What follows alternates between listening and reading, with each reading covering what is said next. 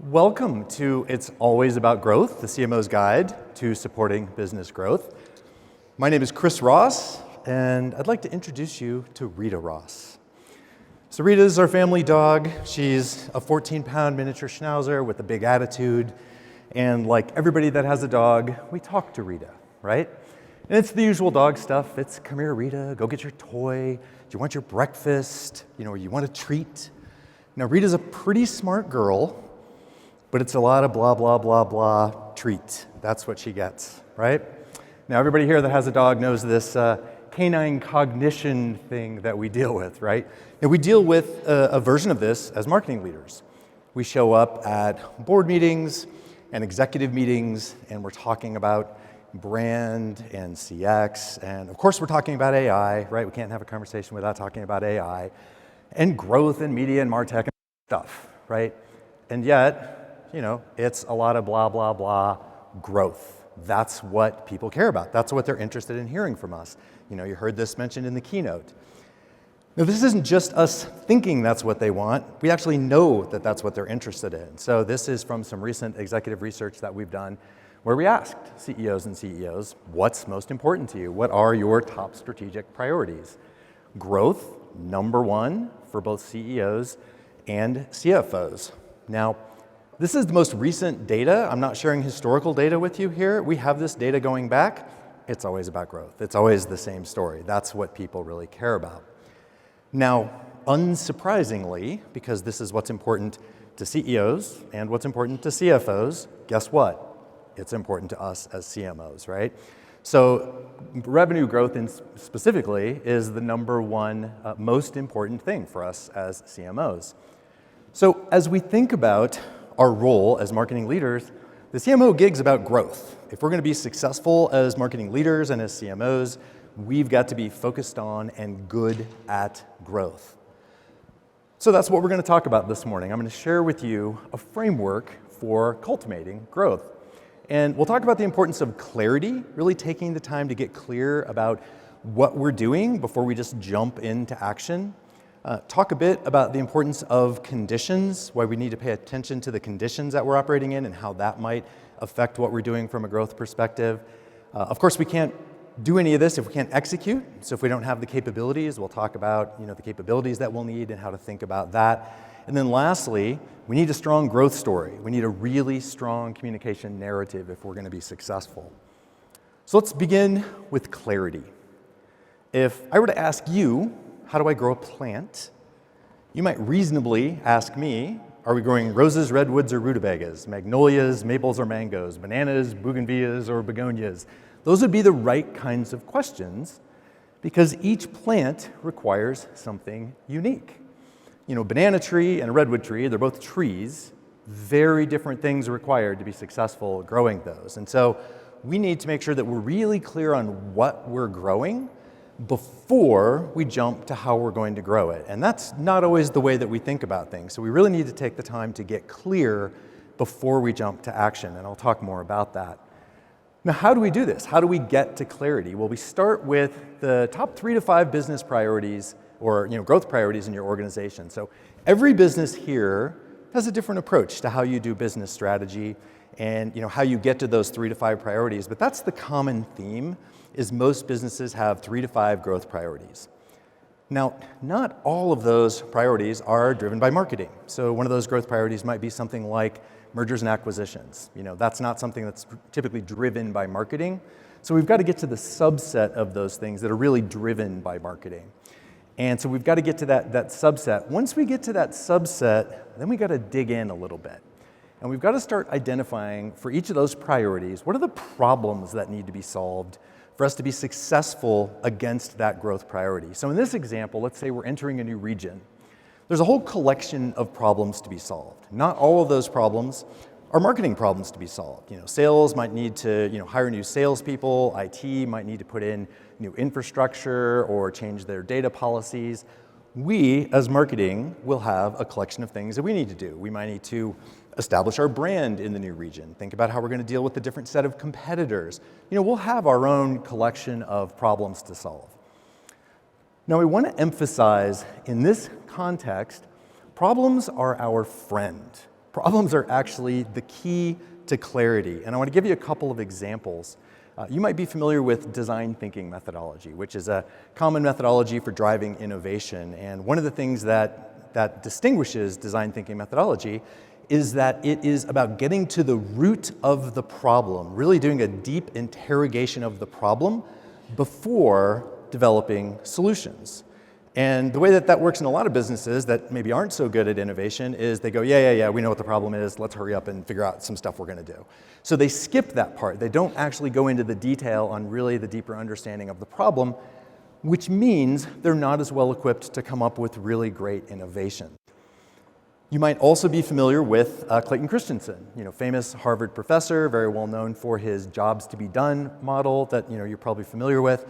If you think about that, jobs to be done is about what's the problem you're solving, really getting to clarity on what's the problem you're trying to solve. So as you think about growth, we've really got to get to those core problems. If the most effective way to do innovation is rooted in deep understanding and identification of problems, and great strategy models are built on that, we need to be thinking about our growth the same way.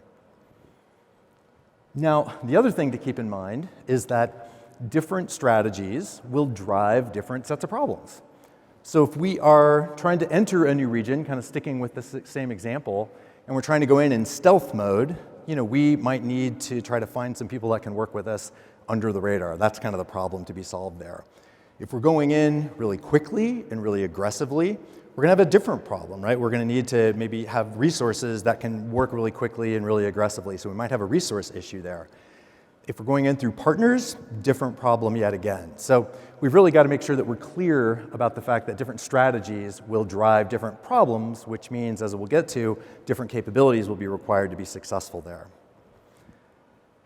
Now, when it comes to growth, I'm sure you've all had this experience, we need to resist the temptation to just dive in. Like what happens in a lot of businesses is there's a directive to grow, and we kind of do this thing where it's like, okay, we're going to grow. Everybody just, here's the stuff we know how to do. Let's go do a lot of it and try to do it better, and hopefully that'll drive the growth that we're looking for. And that's massively inefficient. And usually there's a lot of waste in that. And, everybody here in this room is dealing with, budget pressures and do more with less. So we've really got to think about how that makes us smarter. We're making smarter decisions if we're more clear about the problems we're solving. We can be much more selective about the resources that we mobilize against those problems. So resist the activity reflex. Really be thoughtful. Take the time to get clear about the problems you're trying to solve related to the growth priorities that you have. That's going to be a much smarter way for you to use the precious resources that you have. So our checklist for clarity is extract those 3 to 5 growth priorities, identify the subset that are driven by marketing, do the work to surface the problems to be solved, and don't forget to factor in the different effect that different strategies might have. Now let's talk about conditions. None of this happens in isolation. What we do from a growth perspective happens out in the big wide world, right? So we need to think about the conditions and how that might affect what we're doing. Now, we're trying to avoid this thing that I like to call the bananas in the Arctic problem, right? Like many of you have probably been in a situation like this where somebody in the business decides, hey, bananas, it's all about bananas. That's the hot category. That's how we're going to grow the business. And that's what we're going to, make our big bets on. And it turns out that the conditions for you might not be favorable to growing bananas. And yet, many businesses will kind of head down and persist, and they'll really try to drive forward with that, even though it doesn't make sense given the conditions. And so we're trying to make sure that we are mindful of conditions and we're avoiding making those kinds of problems. So we need to look at this in a couple of different dimensions. We need to look at what are the internal conditions that might affect growth, and then we'll talk about the external conditions that might affect growth. So internally, we need to look at, is this new or is this existing? Is this something that everybody in the business knows how to do? This is kind of a motion and organizational muscles that we already have, and it's just a question of amping those up? Or is this completely different and something that there's going to be a learning curve and we're going to have to change the way that we do things and the way we know how to do things? Is there internal resistance? Just because someone decides in a boardroom that this is the growth strategy does not mean that the organization is bought in. And so we need to think about if there's resistance. Resistance internally can come in lots of shapes and forms. It can come in the form of just change management. People are used to working the way they're working, and so getting them to kind of do something different or change directions, there's just some natural challenges that come with that. In some cases, people are just not bought in. They are not on board with the new direction, and so you really have some work to do to get everyone, on the same page with that. Is there any momentum? Are you taking something that is flat or in decline and trying to turn that around, or are you trying to accelerate something that might already have a little bit of momentum? That's a very different growth scenarios. And we'll talk more about capabilities, but this is just kind of a gut check on resources. Do you have adequate resources? Do you have huge ambitions and really tiny budgets? That's you're setting yourself up for failure if you're in that kind of a situation. So internal conditions are important. We need to think about what those conditions might be that would affect growth. Now, we've also got to look outside the organization. What's going out in the big wide world. And you might be familiar with this is what we call our Gartner tapestry model. So this is 7 different categories. It includes technology trends, social and cultural trends, regulatory trends. These are all kind of external trends that we encourage everyone to be watching on an ongoing basis. Things that might affect your strategy, might affect your business. These are important things to be watching for.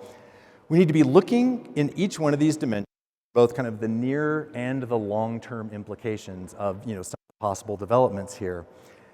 This should be part of your ongoing effort. This would be something that you're doing just for overall strategic work and just overall business direction. So this is important. We need to be looking out into the wider world. Now, I want to give you a couple of examples of insights, if you're doing this kind of work, that would be really interesting and might actually affect some of the growth strategies that you're putting together. This is from some recent consumer research that we've done on consumer trends, things that consumers really care deeply about. You can look at the number one thing here is increased cost of living. Number 2 is political division. Number 3, healthcare affordability. Now, just to play this out, if you're a brand that's really trying to grow through a focus on a premium brand, affordability, cost of living, that's a headwind for you, right? Like that's going to make your life a lot harder if that's the direction you're going and that's the position that you're taking in the marketplace. If you're a value-based brand and a value-based business, this might actually be great news for you that, oftentimes in these situations, consumers trade down and, that might actually work in your favor. The point here is this is something you'd want to know, right? You'd want to make sure that you're aware of what's happening here as an external factor that might affect what you're doing from a growth perspective. Now, if you're playing, AI and presentation bingo, here you go. This is the part of the presentation where we talk about AI. And this is also consumer trends information around generative AI. A couple super interesting things here. 75% of consumers have concerns about transparency when it comes to Gen AI. 80% have a difficult time determining what's real. So there's some issues there, obviously. And then this last one, I think, is the most compelling. And I'm going to actually repeat this one a couple times. 58% of consumers would pay a premium for products and services if they knew that that company was using humans and not Gen AI to create their content and messaging. So that's pretty compelling. We're very bullish about AI generally as marketers. Obviously here at the conference, just kind of generally, there's a lot of optimism about the role of AI. Consumers, not so much, right? Consumers have some real concerns about AI. So it's just important. These are just a couple of examples of things that are, bigger macro trends that are happening in the external world that, we want to be looking for, right, and paying attention to. So your checklist for conditions to make sure that you're really paying attention to conditions is, make sure you have an honest assessment of what the internal conditions are. Is there resistance? Is there momentum? Just like what's happening, internally that might affect your growth. Do you have a comprehensive view of the external conditions? As I showed you those 7 categories, do you have good visibility to some of the external things happening in those categories? Do you have blind spots? As I walked through that, if you looked at some of those things and said, yeah, we really don't have any idea what's going on in that area, not the end of the world, but you want to know that that's a blind spot, right? That's then fixable. You can go identify that you need to do some work there. And then, don't be afraid to change course. If it turns out that you are in a bananas in the Arctic kind of situation where, the thing that you're trying to do from a growth perspective is just at odds with what's happening from a conditions perspective, change. Don't just move forward. Think about making a change if you need to. Now, capabilities. This is, of course, we can't do any of this if we don't have the capabilities, but we can't execute. We're not going to be successful with any of the growth stuff that we're trying to do.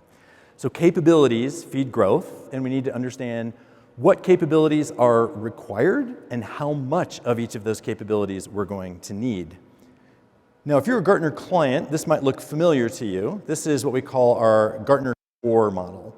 So this is 26 different dimensions that you can evaluate, and you can determine what your maturity level is in each one of those areas, and also how important each one of those capabilities are, for your business priorities.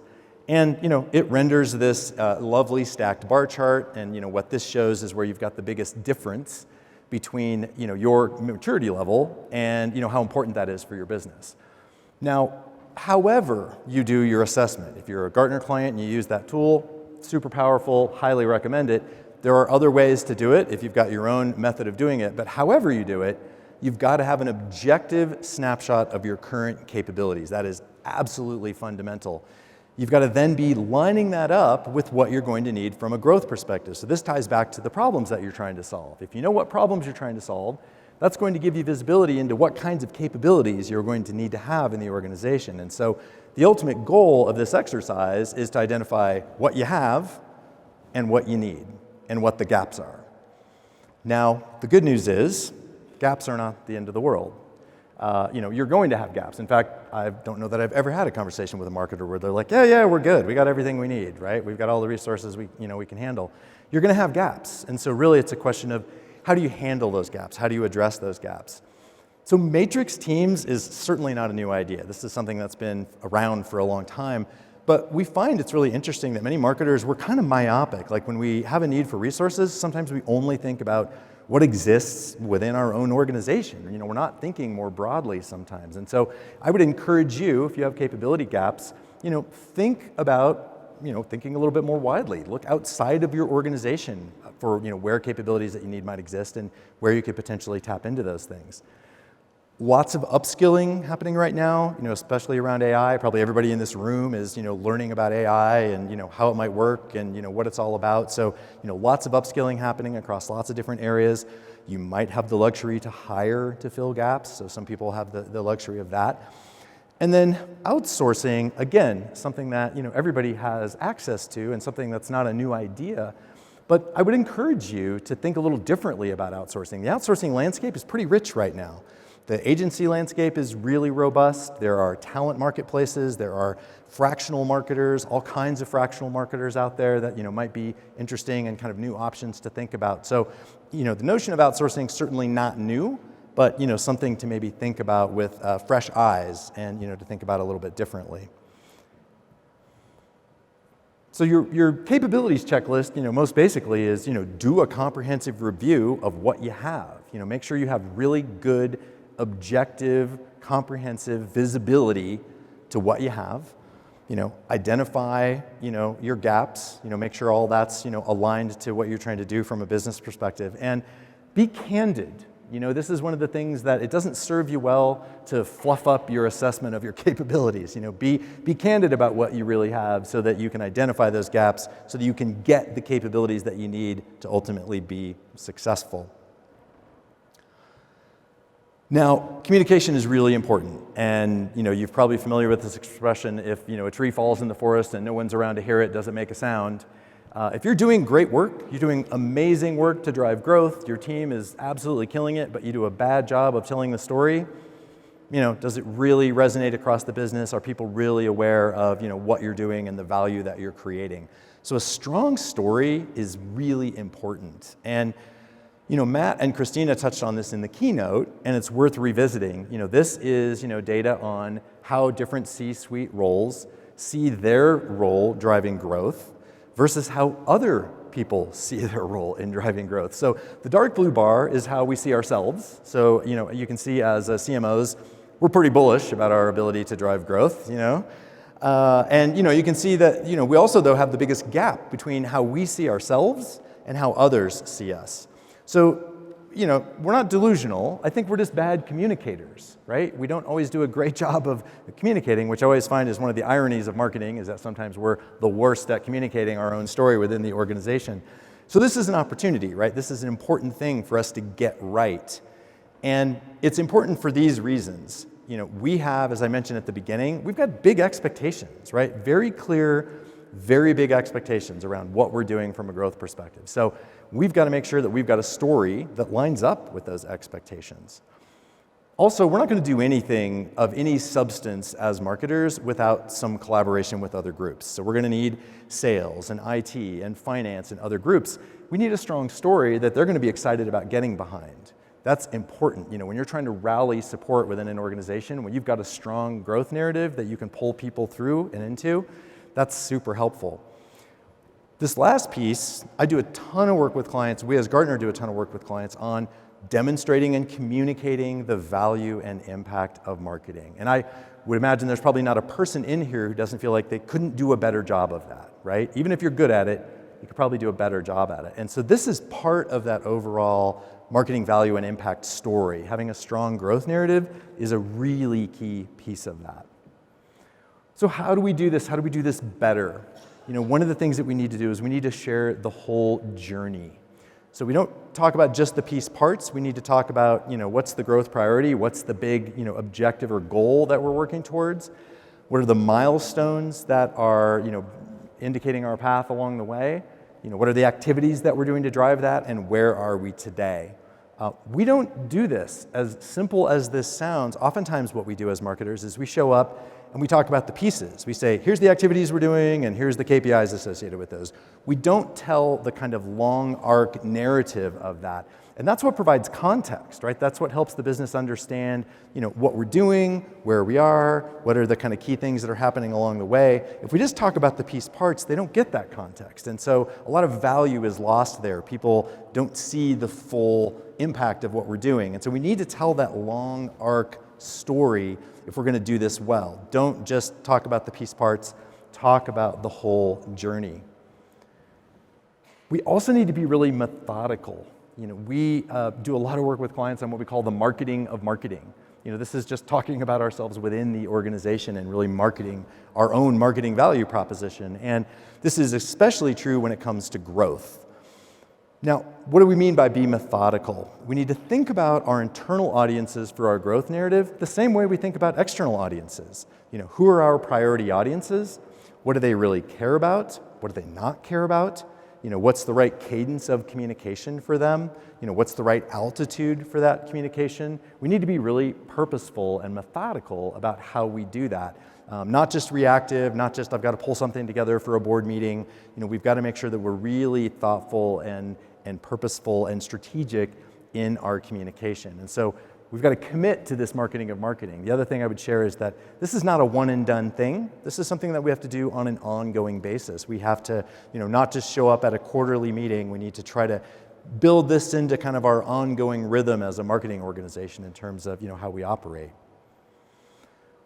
So our communication checklist here is, have a strong growth narrative. Take the time to build a strong, complete growth narrative. Talk about the whole journey. We want the whole is greater than the sum of the parts idea here. Don't just show up with a dashboard and a bunch of KPIs. Like really tell the story and tell it in its full long arc completeness to the extent that you can. Think about adapting it for different audiences and, make sure that you are consistent and strategic and methodical in how you do this. Don't be erratic and, episodic in it. Try to be as consistent as you can be. So just to kind of wrap up, to kind of close some of these ideas, back to clarity. Take the time to get really clear about what you're doing before you jump into action. And that sounds simple, but there's a lot of wasted effort where we see people solving the wrong problem, using very valuable marketing resources, and pointing them in the wrong direction. It's not crisply aligned to the core problems that need to be solved. So really take the time to get clear. Pay attention to conditions. There are things happening in the world that could have a profound effect on your growth initiatives. And you've got to pay attention to what those things are. And again, that should be part of an ongoing effort to make sure that you're watching those conditions and paying close attention. You've got to have capabilities. If you can't execute, you're not going to be successful. So make sure you have good, clear visibility to the capabilities that you have in your organization, where you have gaps, and you have a plan for how you're going to address those gaps. And then lastly, you got to have a great story. You've got to have a really strong, compelling, whole growth story if you're going to be successful communicating within the organization. Now, a couple of last things to kind of leave you with here. Think about the most critical problems that your organization has to solve related to growth. Even if it's just one or two things, think about what are those things you're going to need to solve for. That's important to understand, and it's important for the organization to understand. And oftentimes we see what we call strategic gaps, where people are good at identifying the thing they want to do, and then they jump to tactics instead of saying, how do we really think about what happens between the thing we want to do and the tactics? We've got to make sure we're really clear about the problem we're solving so the tactics are really right. So make sure you're thinking about those most critical problems. Similarly, what are the most challenging conditions? So what's happening in the world, whether it's within the organization or outside of the organization, that's going to create the most difficulty for you. What are those conditions that might be most problematic for your business and for your growth ambitions? Do you have capability blind spots? Do you have really accurate visibility to what your capability footprint looks like and where you might have gaps? And something to do, even here at the conference, is start thinking about your growth elevator pitch. Start playing with, if you had to, give a quick hallway conversation to somebody about, here's what we're doing about growth. Here's the problem we're trying to solve, and here's kind of how we're approaching it. Start playing with that. You want to be able to riff on that when you're having internal conversations. You want that to start to become kind of a natural thing that you can do. So start tinkering with that a little bit to the extent that you can. So I want to end where I started, which is, as you think about all the things you could be doing and all the things you could be prioritizing, if there's one thing we need to be good at and really focused on, it's growth. So I hope this has been helpful. I appreciate your time, and I hope to see you in the halls. So thanks very much.